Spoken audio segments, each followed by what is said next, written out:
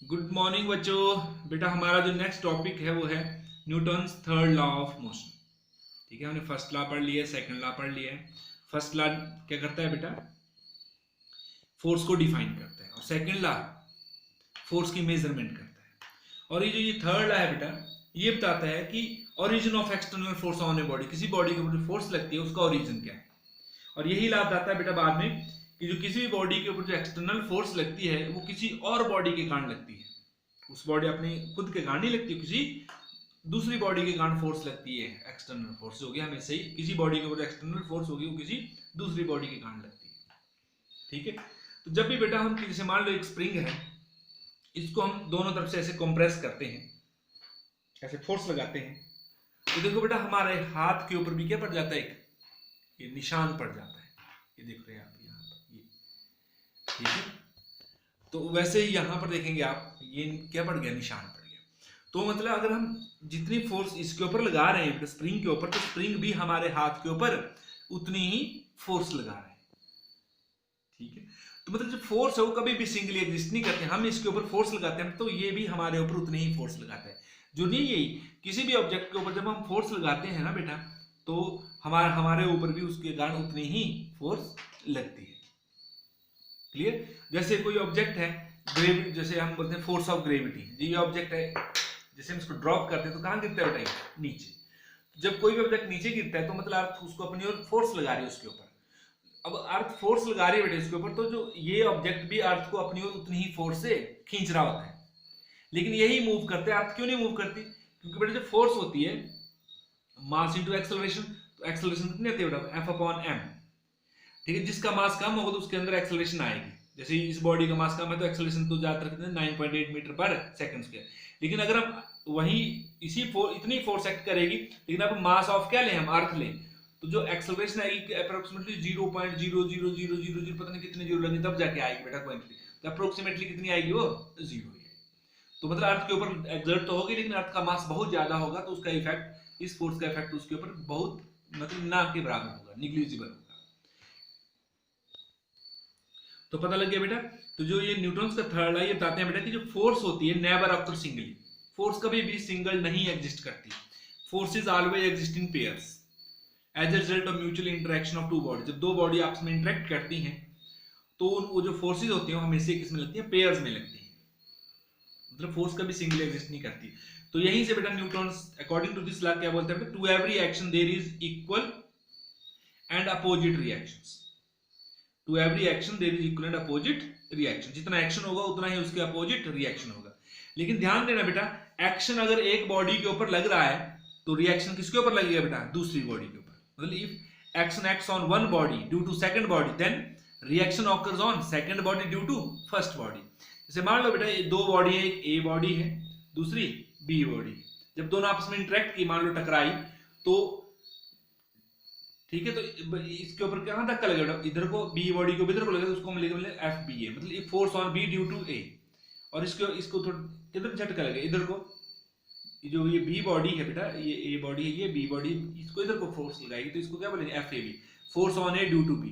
तो न्यूटन का third law क्या बोलता है? दोनों फोर्स क्या होंगे? Equal and opposite. लेकिन एफ बी ए किसके ऊपर लग रही है? बी के ऊपर, और एफ ए बी ए के ऊपर लग रही है। इन दोनों का इफेक्ट अलग अलग होगा, लेकिन होंगे क्या? Equal and opposite. तो मतलब न्यूटन का थर्ड लॉ होता है F A B, force on A due to B is equal to force on B due to A. और नेगेटिव साइन क्या आता है? दे आर मतलब इक्वल तो होंगे, लेकिन साथ में अपोजिट डायरेक्शन में एग्जिस्ट करेंगे बेटा, एक्ट करेंगे, सॉरी। ठीक है, तो इसको प्रूव करेंगे बेटा हम। तो कंसीडर करेंगे बेटा एक isolated system consisting of two bodies A and B. से मान लिया एक आइसोलेटेड सिस्टम है, यही दो बॉडी मान लो चाहे, एक आइसोलेटेड सिस्टम है। आइसोलेटेड सिस्टम क्या होता है बताता हूं बेटा। आइसोलेटेड सिस्टम होता है जिस सिस्टम के ऊपर बाहर से कोई भी एक्सटर्नल फोर्सेज नहीं लग रही होती हैं। तो नेट फोर्सेज कितनी होती हैं? नेट मतलब जो एक्सटर्नल फोर्सेज है, इन दोनों आपस में इंटरेक्ट तो करेंगे, लेकिन बाहर से कोई तीसरी बॉडी इनके ऊपर कोई फोर्स नहीं लगा रही है, तो नेट एक्सटर्नल फोर्स कितनी यहाँ पर? जीरो है। ठीक है, तो उस सिस्टम को क्या बोलते हैं बेटा? आइसोलेटेड सिस्टम, जिसके ऊपर नेट एक्सटर्नल फोर्सेज या फोर्सेज लग भी रही हो तो उन सभी का सम कितना हो? जीरो। ठीक है, तो तभी क्या? Net forces, net external forces zero. If तो मतलब आइसोलेटेड सिस्टम क्या होता है? जिस सिस्टम के ऊपर नेट एक्सटर्नल फोर्सेज कितनी हो? जीरो। तो हमने कंसीडर कर लिया बेटा एक isolated system consisting of two bodies A and B, moving, मान लो दोनों एक स्ट्रेट लाइन में मूव कर रही है, ठीक है। लेट देम कोलाइड, मान लो एक आपस में क्या है, ये इसकी वेलोसिटी ज्यादा है इसकी कम है, तो आपस में क्या की बेटा कोलाइड की, क्योंकि इधर को मूव तो आपस में कोलाइड की, मान लो जैसे ये कोलाइड की, तो इन ये जब कोलाइड करेंगे बेटा तो ये क्या करेंगे, एक दूसरे को फोर्सेज एक्सर्ट करेंगे, एक्शन और रिएक्शन हो एक्ट करेगा एक दूसरे के ऊपर, और साथ जब एक्शन और रिएक्शन होगा तो इन दोनों की वेलोसिटीज चेंज होगी, जिसकी जो इसकी वेलोसिटी होगी पहले उससे अलग हो जाएगी, इसकी वेलोसिटी भी चेंज होगी। जब वेलोसिटीज में फर्क पड़ेगा तो इनके मोमेंटम में भी क्या होगा बेटा, चेंज आएगी, ठीक है। तो लिख लेंगे ना आप, consider an isolated system consisting of two bodies A and B moving along straight line, let them collide so that they mutually act and react on each other। एक जब collide करेंगे तो एक दूसरे के ऊपर मतलब act और react करेंगे, मतलब forces apply करेंगे, and due to it उसके कारण क्या होगा बेटा, उनकी velocities will change, their velocity will change and hence their linear momentum भी क्या होगा, जब velocity change है तो linear momentum भी क्या होगा बेटा, change होगा दोनों का। तो मान लो बेटा delta P1 be the change in linear momentum of first A quantity, A जो बॉडी है A body, and delta P2 be the change in linear momentum of B, तो मतलब इनको इकट्ठा लिख लें, delta P1 and delta P2 be the change in linear momenta of two bodies A and B respectively. अब जो according to Newton का second law या law of conservation of linear momentum भी बोल सकते हैं बेटा, ये आपने पढ़ा होगा बेटा 9th क्लास में, हम यहाँ पर भी पढ़ेंगे नेक्स्ट टॉपिक। तो जैसे बेटा मान लो जैसे हमारे पास जो न्यूटन का सेकंड लॉ क्या बोलता है बेटा, F is equal to dp by dt, अगर नेट फोर्सेस जीरो है ना बेटा, तो फोर्स जीरो है, sorry F is equal to zero, तो dp बाई dt भी क्या आएगा जीरो, तो dp कितना आएगा बेटा आपके पास जीरो।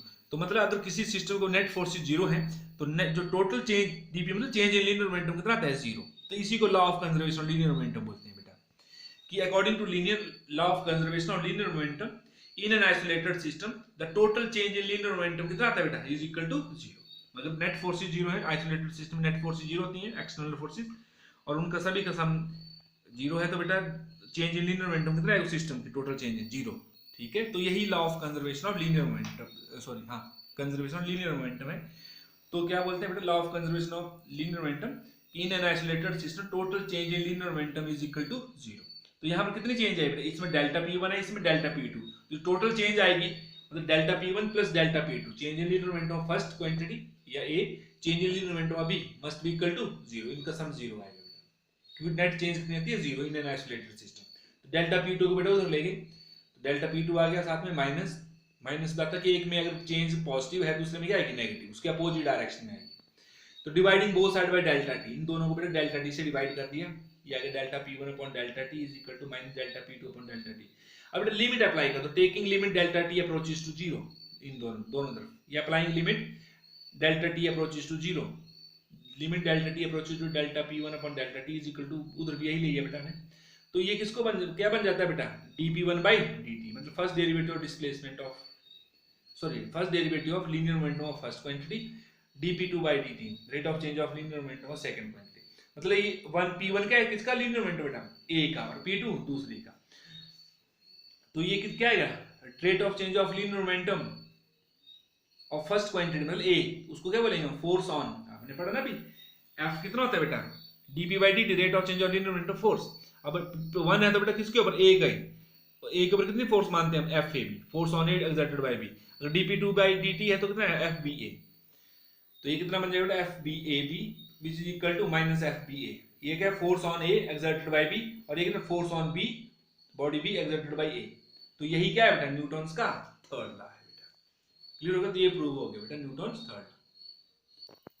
और बेटा ध्यान देना है आपने, जो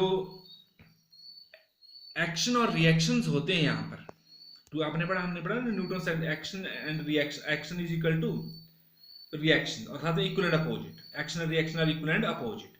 तो यहाँ पर बेटा एक्शन और रिएक्शन से ये मत समझना कि एक्शन रिएक्शन कुछ नहीं है, they are nothing but forces exerted by one body on to and on another, ठीक है। और एक्शन सबसे पहले बेटा साथ में क्या होता है, पहले एक्शन होता है फिर उसके बाद रिएक्शन होता है, लेकिन यहाँ पर ध्यान देना है ये दोनों एक साथ एक्सर्ट करें, जैसे ही एक्शन होगा उसी टाइम रिएक्शन होगा, मतलब दे बोथ ऑकर्स साइमल्टेनियसली। जैसे मान लो ये बुक है बेटा, बुक टेबल के ऊपर रखे तो बुक का वेट होता है बेटा, तो वेट के कारण बुक क्या करेगी, टेबल को फोर्स लगाएगी किस तरफ को, नीचे को, mg। और टेबल बेटा सॉलिड है तो ठीक है, तो ये क्या करेगा इन टर्म्स, ये क्या करेगा ऊपर को इसको रिएक्शन देगा, ऊपर की ओर रिएक्शन। और बुक किस में रेस्ट में, तो आर इज इक्वल टू क्या है एम जी, साथ में opposite R minus m g, अगर वेक्टर फॉर्म में मैग्नीट्यूड मिले तो R is equal to m g, weight नीचे को और रिएक्शन ऊपर को, ठीक है। तो ये जो ये जैसे ऐसा थोड़ी कि पहले वेट हुआ फिर रिएक्शन होनी, उसी टाइम तुरंत जैसे ही वेट पड़ा वही उसी time within no time मतलब रिएक्शन मिला। तो एक्शन, किसी भी फोर्स को हम एक्शन और किसी भी फोर्स को रिएक्शन मान सकते हैं। अगर हम वेट को एक्शन मान रहे हैं तो इसको रिएक्शन, या जो ऊपर को जो टेबल इसके ऊपर फोर्स लगा रहा है उसको एक्शन और नीचे को रिएक्शन मान सकते हैं बेटा। और ध्यान देना दोनों एक दूसरे अलग अलग बॉडी के ऊपर, एक्शन एक बॉडी के ऊपर होता है तो रिएक्शन दूसरी बॉडी के ऊपर होता है, तो इनका इफेक्ट भी क्या होगा बेटा अलग अलग होगा, ठीक है। ये कैंसिल आउट नहीं होते, अगर कोई दो बॉडीज उनका एक्शन और रिएक्शन आपस में कैंसिल आउट नहीं होते हैं, लेकिन हाँ अगर वो एक सिस्टम के अंदर है तो वो एक इंटरनल फोर्सेस का काम करेंगे बेटा वो, और जो इंटरनल तो उनका साम फिर कितना हो जाएगा बेटा जीरो। तो जो क्योंकि जब सिस्टम के अंदर जो फोर्सेज होंगे बेटा वो इंटरनल, और उस इंटरनल फोर्सेज के कारण सिस्टम कभी मूव नहीं करता है, कोई भी जो सिस्टम है वो सिर्फ एक्सटर्नल फोर्सेज के इफेक्ट में उसमें एक्सेलरेशन आएगी, ठीक है, या जो भी होगा उसमें जो चेंजेस आएंगी उसके मोशन में वो एक्सटर्नल फोर्सेज के कारण आएंगे, इंटरनल फोर्सेज के कारण उसके ऊपर कोई इफेक्ट नहीं होता है, ठीक है। लेकिन हाँ इंडिविजुअल बॉडी जो सिस्टम के अंदर उनके ऊपर होगा, जो इसके ऊपर जो कुछ और इफेक्ट होगा इसके ऊपर कुछ और इफेक्ट होगा, ठीक है।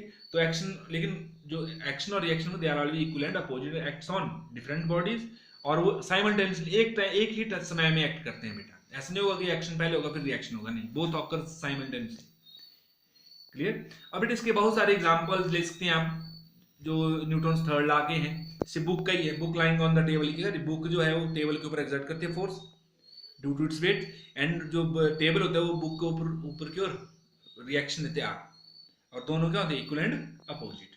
हम वॉकिंग करते हैं बेटा, हम वॉक कर रहे हैं तो हम पैर से क्या करते हैं ग्राउंड को पीछे को धक्का देखते हैं, और जो ग्राउंड है वो कहाँ देता है बेटा हमें रिएक्शन उधर को, ठीक है।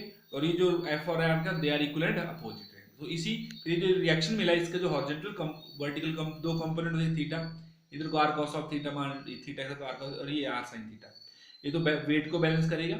लेकिन जो ये हॉरिजॉन्टल जो रिएक्शन का जो हॉरिजॉन्टल कंपोनेंट होता है उसकी वजह से हम आगे को मूव करते हैं, ठीक है। तो यहाँ पर भी किसका यूज हो रहा है बेटा, लॉ क्या बोलते हैं Newton's third law of motion. Swimming करते हैं, ठीक है, जैसे स्विमिंग है, स्विमिंग से हम पानी को क्या देते हैं पीछे को धक्का देते हैं और पानी हमें आगे की ओर धक्का देता है, क्लियर। तो वही वहां पर कौन सा लॉ को फॉलो करें, to every reaction there is equal and opposite reaction, पानी को पीछे धक्का दें, आपने देखा होगा स्विमिंग अपने आप ही की होगी, तो पानी को पीछे धक्का देते हैं बेटा और रिएक्शन कहाँ मिलता है आगे को, ठीक है, जिसकी वजह से पानी के रिएक्शन की वजह से क्या होगा बेटा जो पर्सन है वो आगे को मूव करता है। फायरिंग ऑफ गन, गन से बेटा हम बुलेट फायर करते हैं तो बुलेट कहाँ मूव करती है आगे की ओर, और जो गन होती है वो कहाँ मूव करती है बेटा, जो गन होगी वो कहाँ मूव करेगी पीछे की ओर, ठीक है। जब गन से बुलेट फायर हुई तो बुलेट आगे मूव, तो गन कहाँ मूव करती है पीछे की ओर, क्यों, जितनी फोर्स से बेटा बुलेट आगे जाएगी उतनी फोर्स गन के ऊपर लगेगी। लेकिन हाँ जिसका मास कम होगा उसके पास वेलोसिटी ज्यादा आएगी, जिसका मास गन का मास ज्यादा होता है उसके पास वेलोसिटी कम आती है, ठीक है। इसको रिकॉइल ऑफ गन बोलते हैं इसको, ठीक है, जिसको हम आगे एक्सप्लेन करेंगे जब हम law of conservation linear momentum पढ़ेंगे। तो law of conservation linear momentum कुछ नहीं, वो भी न्यूटन्स का थर्ड लॉ ही है, क्लियर। तो और साथ में फिर जैसे आपने देखा rocket, motion of rocket, rocket क्या करता है, रॉकेट में जो फ्यूल होता है वो नीचे की ओर जब बर्न होता है तो पीछे क्या होता है गैसेस की फॉर्म में, बर्न गैसेस की फॉर्म में एग्जॉस्ट होता है बेटा बाहर की ओर और विद हाई वेलोसिटी, जितनी ज्यादा फोर्स से ये आगे इधर को मूव करे उतनी फोर्स क्या लगेगी बेटा रॉकेट को ऊपर की ओर मूव करवाएगी, ठीक है। तो वहां पर to every reaction there is equal and opposite reactions, ठीक है। गैसेस फोर्स जितनी फोर्स से बाहर निकली उतनी फोर्स किसके ऊपर लग रही है बेटा रॉकेट को अपोजिट डायरेक्शन, ठीक है। जैसे हम बॉल है, बॉल को बेटा कोई बॉल आप उसको फ्लोर पे मतलब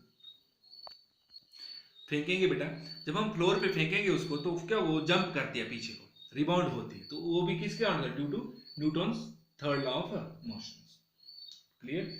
हम सैंड के ऊपर चलना आसान होता है डिफिकल्ट होता है, जैसे बेटा रेत है बहुत ज्यादा तो वहां पर चलना क्या होता है बहुत डिफिकल्ट होता है, क्यों, क्योंकि जैसे हम एक्शन करते हैं तो जो सैंड होता है डिस्प्लेस हो जाता है, और हमें जो रिएक्शन मिलते हैं आगे को बहुत कम मिलते हैं, जिसकी वजह से वहाँ सैंड पे चलना बहुत डिफिकल्ट होता है। इसी तरह से बेटा आइस है, आइस के ऊपर भी चलना क्या होता है, बहुत डिफिकल्ट होता है, क्योंकि उसको स्लिपरी होता है, उसमें फ्रिक्शन कम होता है, तो हमें रिएक्शन मतलब कम मिलता है वहां पर भी, तो जिसकी वजह से वहां पर आइस के ऊपर भी चलना बहुत डिफिकल्ट होता है। ठीक है, अगर हमने किसी बेटा वुडन बोर्ड है, इसके ऊपर कील गाड़नी है हमें, ठीक है, तो जैसे हम विदाउट स्पोर्ट नहीं करने, हमने फट्टा लेना है, कोई फट्टा, उसके ऊपर कील गाड़नी, तो आप देखें जब कील गाड़नी तो फट्टा और कील दोनों एक साथ आगे की ओर मूव करेंगे, ठीक है, दो नहीं गाड़ पाएंगे हम फट्टे के ऊपर कील, जब विदाउट एनी स्पोर्ट। लेकिन आपने कील उसके अंदर पेनिट्रेट करवानी है, तो बेटा हमें क्या करना पड़ेगा, फट्टे को किसी स्पोर्ट के साथ या ग्राउंड में रखना पड़ेगा या कहीं दीवार के साथ, ताकि स्पोर्ट मिले, और फिर हम क्या हथौड़े से मारें, जब हथौड़े से मारेंगे तो जो जिसके साथ मतलब ग्राउंड के साथ होगा, तो ग्राउंड से उसको क्या मिलेगा, रिएक्शन मिलेगा, उस रिएक्शन की वजह से जो कील है बेटा, नेल है, वो पेनिट्रेट करेगी उस वुडन बोर्ड में। ठीक है, अगर हम विदाउट स्पोर्ट उसको बिना किसी स्पोर्ट के क्या करें, कील गाड़ने की कोशिश करेंगे, तो नहीं गड़ेगी बेटा, क्योंकि दो कील और जो फट्टा है, जो बोर्ड है वुडन का, वो दोनों एक साथ आगे की ओर मूव कर जाएंगे, तो उसमें अगर कील पेनिट्रेट करनी है तो हमें रिएक्शन चाहिए, ठीक है, तभी वो एक्शन जो हमारा वो वर्क करेगा। तो ये बहुत सारे एग्जांपल है बेटा न्यूटन्स के थर्ड लॉ ऑफ मोशंस के। तो ये था बेटा Newton's third law, to every action there is equal and opposite reactions. Okay बेटा, थैंक यू।